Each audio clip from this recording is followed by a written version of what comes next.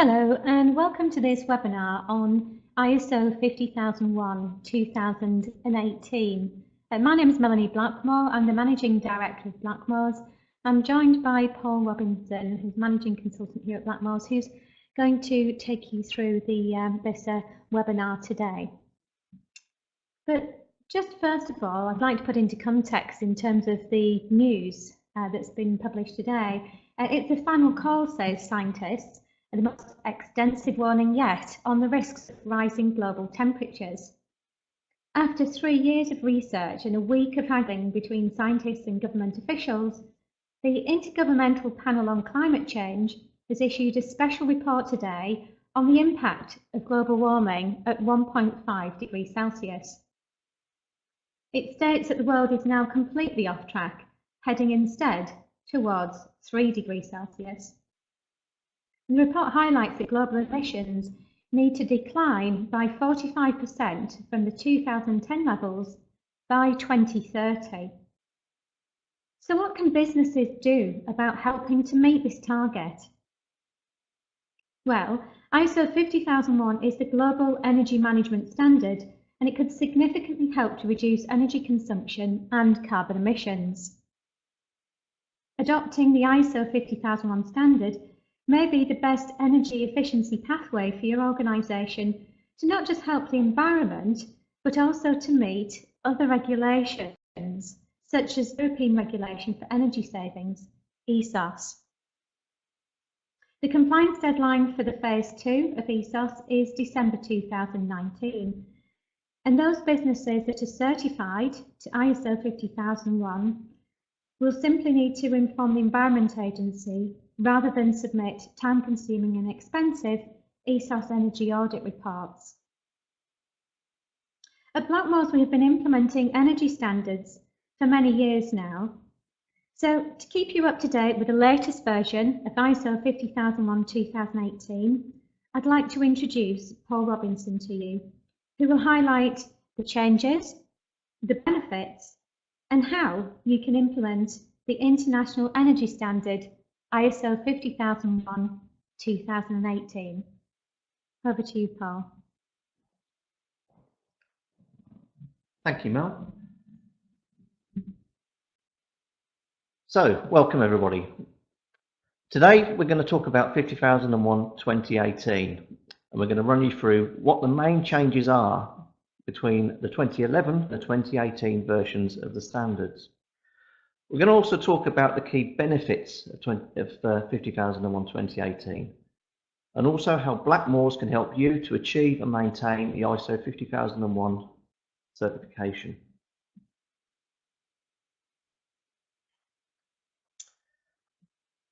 So, what is ISO 50001? Well, it's a framework of requirements to help organisations establish, implement and maintain an energy management system. This is done with the aim of continually improving energy performance. This includes energy efficiency, energy use and energy consumption. By implementing 50001, most organisations can become more competitive, and 50001 can also help you meet your overall climate change mitigation goals by reducing energy-related greenhouse gas emissions.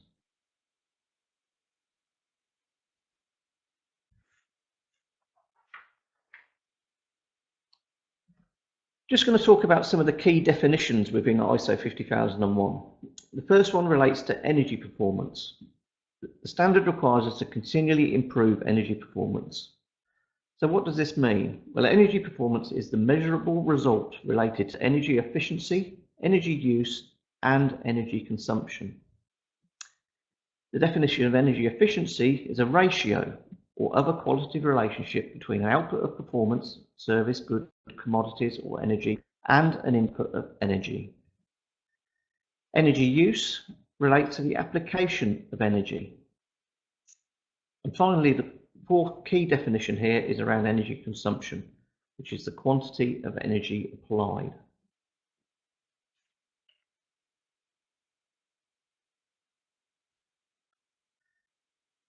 So let's talk about the differences between 50001-2011 and 50001-2018.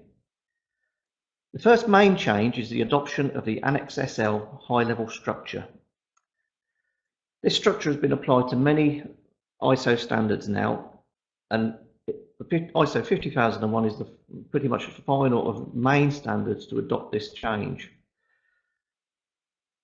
The important thing to mention here is that whilst there's 10 clause requirements, clauses 4 to 10 are the auditable clauses of the standard.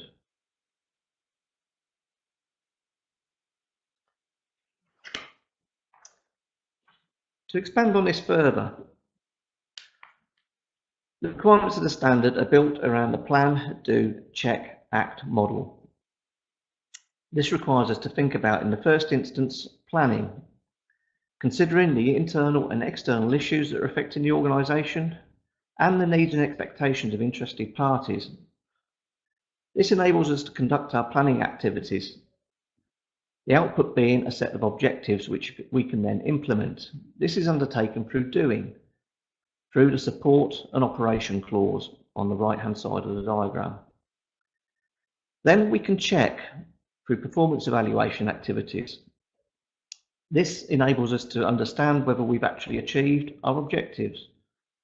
Finally, then, we can act to make adjustments and changes to improve and enhance the requirements.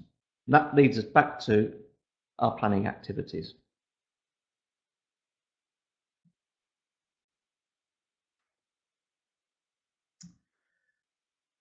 So, some of the key changes.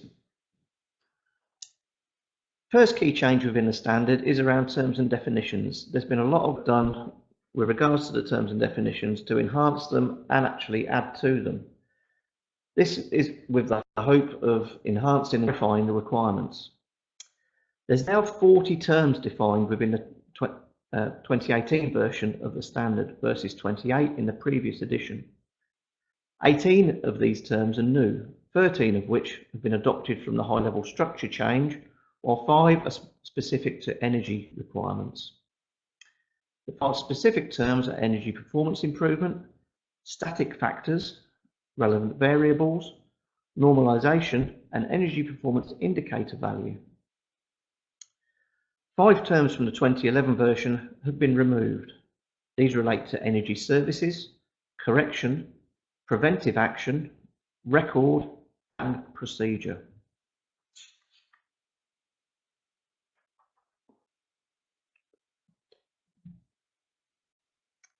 So, moving into the auditable clauses of the standard. First major change here is the inclusion of clause 4. This relates to the context of the organisation. Those of you who have implemented ISO 9001 or 14001 or even 45001 will be familiar with this clause. First part of it relates to the need to understand the organisation and its context. This is clause 4.1. There's also a new clause for systematic determination of the needs and expectations of interested parties. And finally, within this clause, there's been some changes to the scope requirements. This relates to the fact that energy types within the scope and boundaries of the EnMS will not be excluded at this point.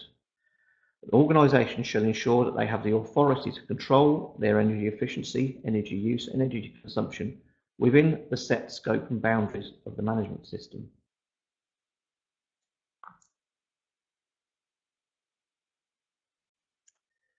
Staying with clause 4.1, the standard actually helps us here with some key examples. First, relate to internal issues. These can relate to core business objectives and strategy, asset management plans, financial resources, energy management maturity and culture, sustainability considerations, contingency plans, maturity of existing technologies, and operational risks and liability considerations. Within this, we can see where other ISO standards can also support with consideration of ISO 55001 for asset management and ISO 14001 for environmental consideration. With regard to external issues, this could relate to key interested parties, national or sector objectives required for standards, restrictions or limitations on energy supply security or reliability, energy cost or the availability of the types of energy, the effects of weather, climate change, and greenhouse gas emissions. And again, this ties back nicely to the IPCC report that's been released today, confirming the fact that the demand for energy is rising.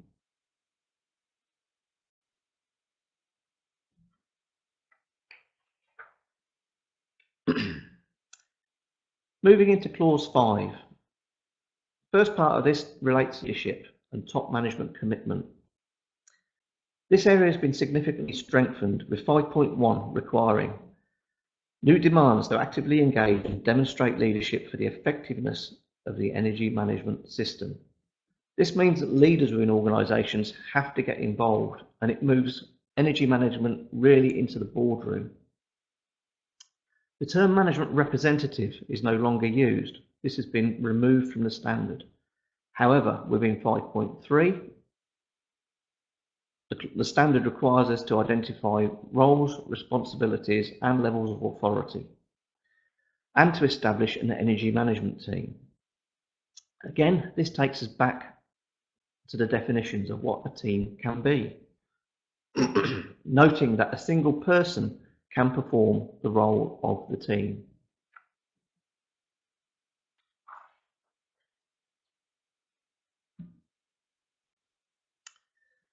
Moving into planning. At first glance, this clause looks slightly overwhelming, but when compared against the 2011 version of the standard, there's actually been relatively subtle changes made here. The key change being clause 6.1. This requires us to look at risks and opportunity management.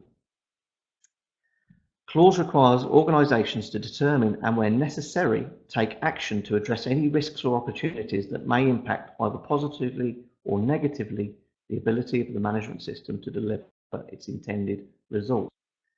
Noting that considerations of risks and opportunities are part of the high-level strategic decision-making in any organisation. By identifying these risks and opportunities when planning the energy management system, your organisation should be able to anticipate possible scenarios and consequences that the undesired effects can have before they occur. When you take action on this, this can lead to setting objectives or actually taking an action to address a risk before it materialises. Clause 6.3 requires us to undertake an energy review. This process has been reviewed and clarified, in particular with regards to significant energy uses. It makes the whole process more logical and flow better.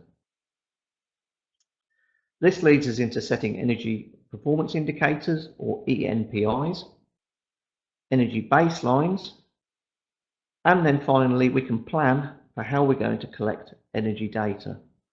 So clause 6.6 is a new requirement, however, it's more of a clarification than a new addition as such.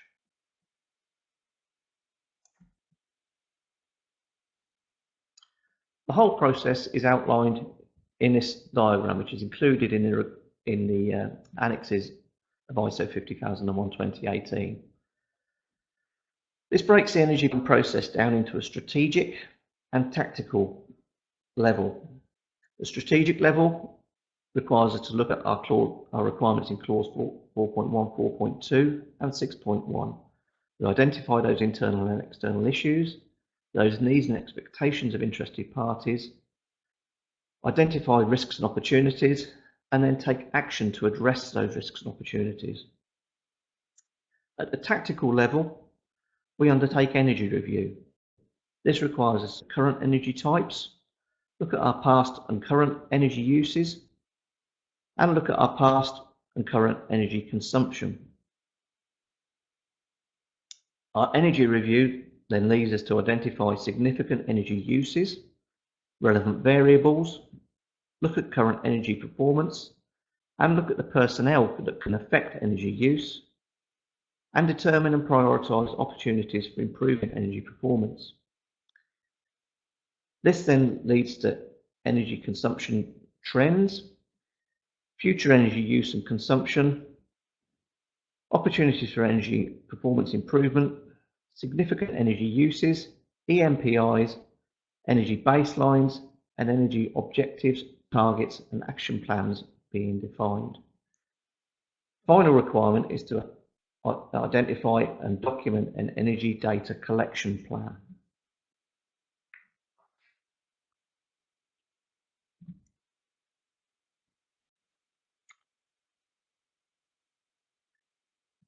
So, once we've set our objectives, we can then think about implementing them. First thing we need to do here is think about the support required to do this. First thing we need is competent people. The Competence Clause 7.2 requires an organisation to determine the necessary competence of persons doing work under its control. So this can affect staff, but also contractors that could affect energy performance and the energy management system.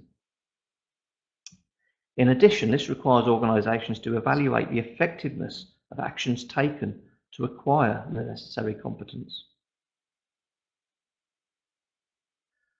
Another subtle change is within 7.4 of the standard.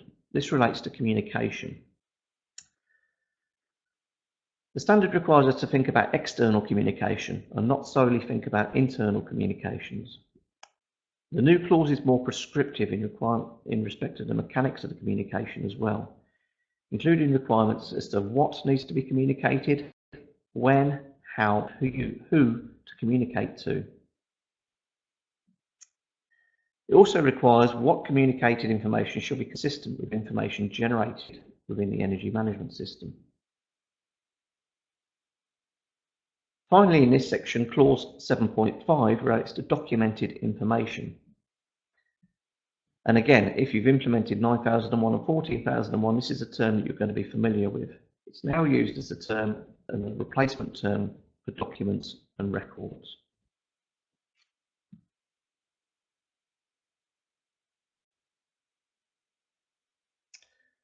Moving into clause 8, this relates to operational planning and control, design and procurement.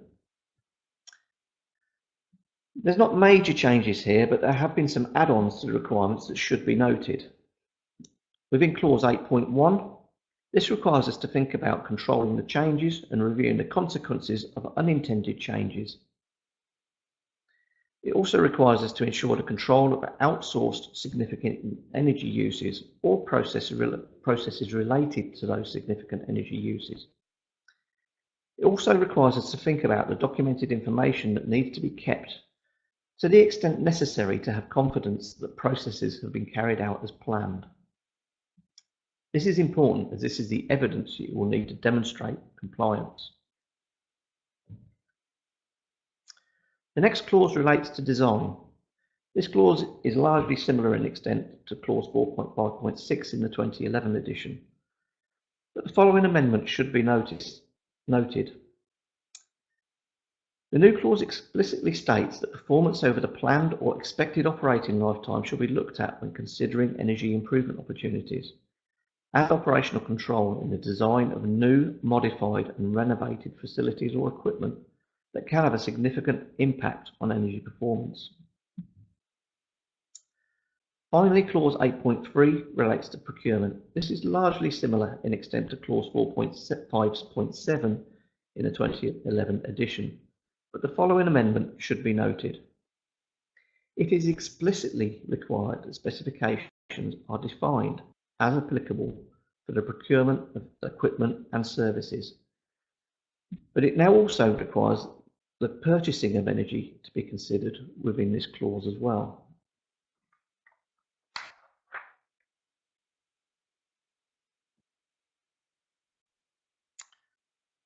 Put simply, this clause can be broken down into a set of straightforward steps. From left to right, first of all, we identify our opportunities. This falls out of the energy planning process. Then we can think about design, relating us back to the relevant standards, regulations, or design guides that we might have to hand. The output of this process is a design specification or design drawing, which enables us then to think about procuring. procurement specifications and tenders are produced, procurement activities take place, they're evaluated and selected against a set criteria. Then we can determine the operating constructions, performance criteria and maintenance requirements of the equipment. Finally, then that leads us into operational control and maintenance through to final disposal.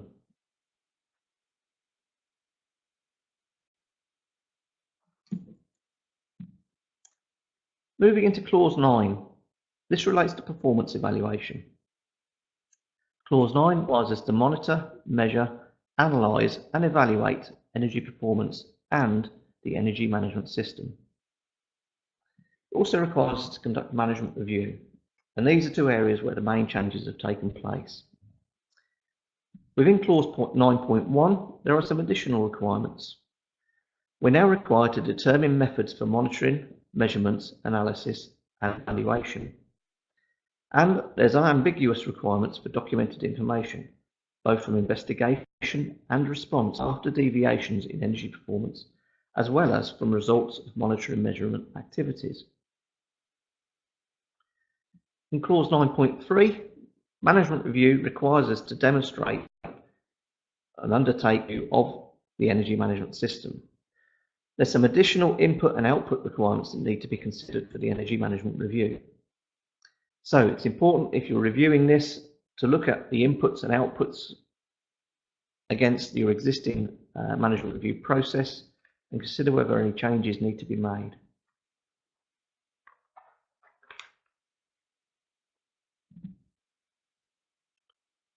Staying with 9.1, the requirement to undertake monitoring and measuring of the management system. This can be relatively easily demonstrated through the creation of an energy measurement plan. This example outlines the energy types that will be measured, the meter locations, units of measure, frequency, and responsibility for monitoring and measuring. This also ties us back to Clause 6.6 of the standard and can help to demonstrate the new requirements.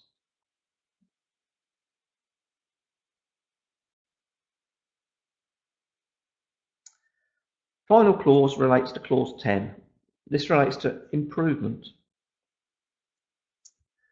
Within this clause, there's two parts. First part being non-conformity and corrective action. You'll note here, again, the removal of preventive action. However, the concept of preventive action is considered to be implicitly embedded within the standard through the application of Clause 4.1, 4.2 and 6.1.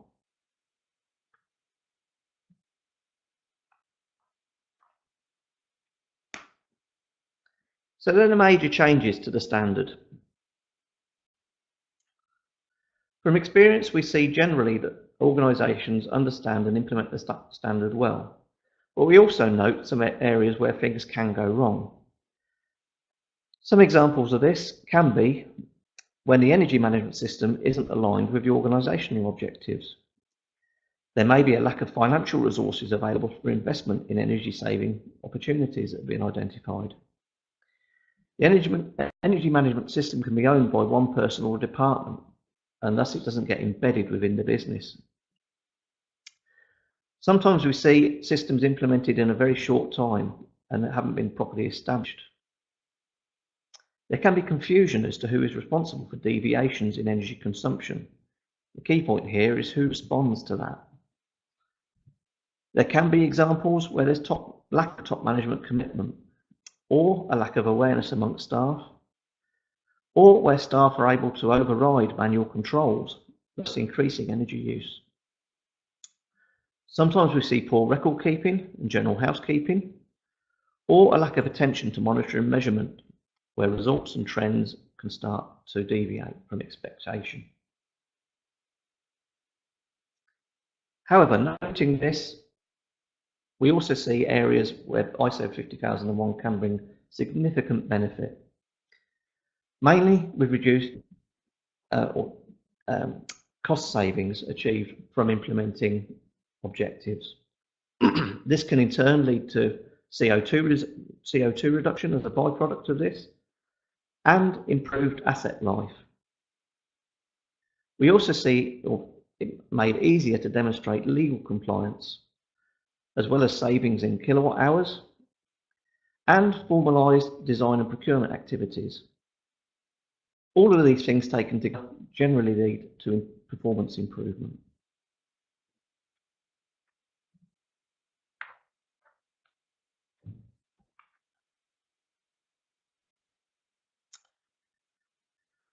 So, what are the benefits ISO 50001 can bring?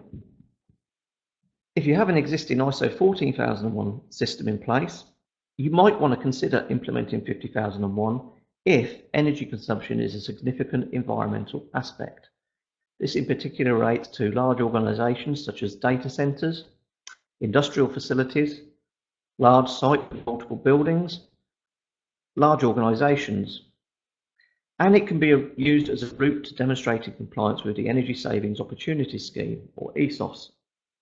50001 is a recognised route to compliance if you have a UCAS accredited certificate in place in the UK. Other routes include energy audits and the use of display energy certificates.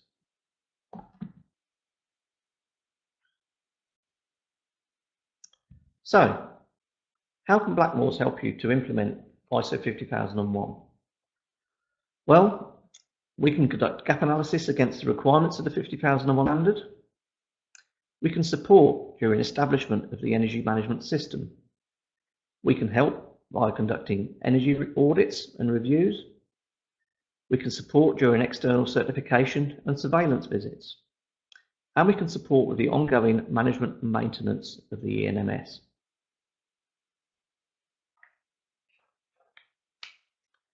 Blackmores work with a range of clients across a wide range of sectors. This includes NHS trusts, banks, data sectors, service-based industry, and also traditional industry organisations, as well as schools and colleges. And we work with a range of internationally and UK recognised certification bodies.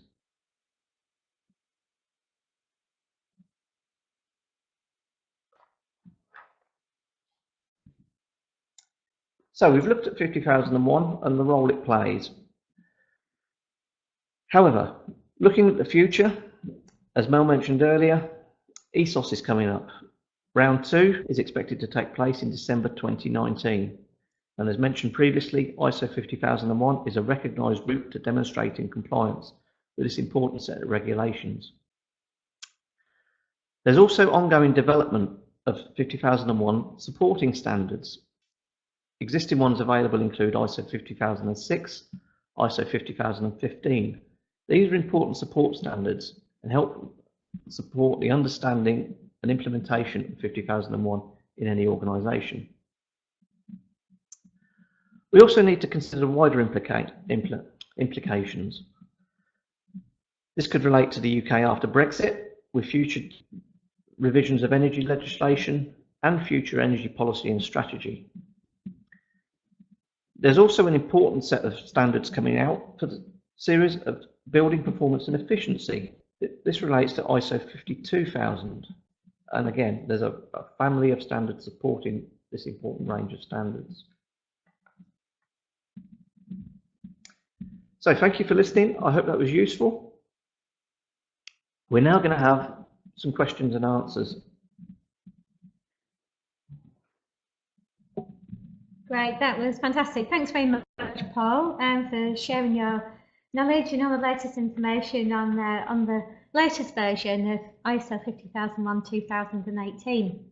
So I'm sure that's going to be helpful for existing businesses who've got 50001 and for those that are contemplating implementing an energy management system. So thanks very much for that. Yeah, we have had a couple of questions that have come through.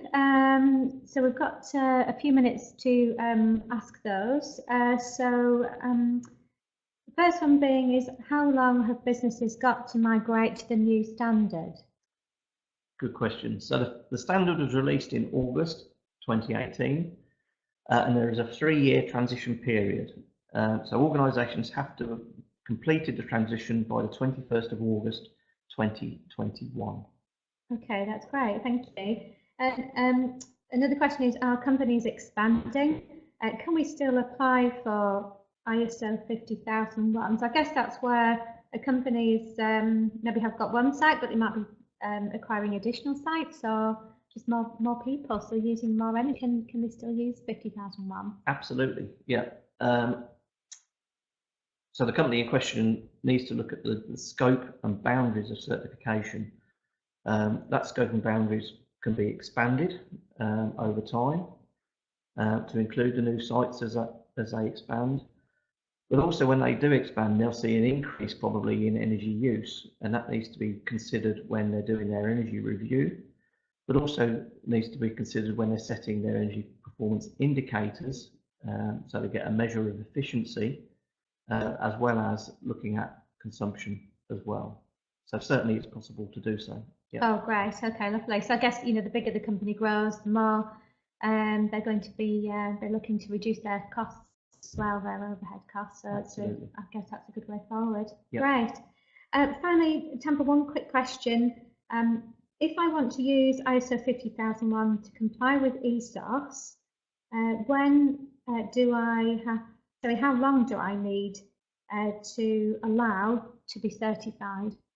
So that's obviously looking at time management then, isn't it? So I think the companies previously have gone down the ESOS energy auditing route, I think in some cases, but I think this time round, I think some businesses are looking at using 50001 as a vehicle to comply. So, yes, so the question here is, how long do they need to allow? So the next round of ESOS takes place in December 2019. If you're going down the 50001 route for the first time, you certainly want to be looking probably at certification probably mid 2019, and that will give you an opportunity to get the system established, get certification in place, and address any non-conformities that have taken place or been raised during that certification.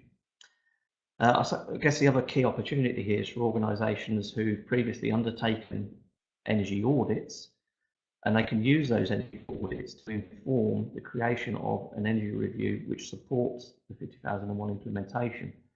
Again, there's time to do that, and I would again recommend sort of going for certification around sort of mid-2019, or completing the transition by that time in order to give yourselves plenty of time to have the data available, have the certificates available for you to then demonstrate that to the EA in December 2019.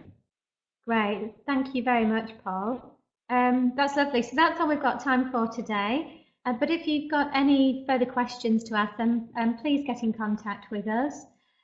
Or you can connect with us to stay up to date on our latest news and updates on social media via Twitter or LinkedIn. We're now also publishing regular blogs as well on our website, which are really useful pieces of information from our knowledgeable consultants that we have here at Blackmores. So yeah, often some good nuggets of information to help you with ISO compliance. Thank you once again for listening.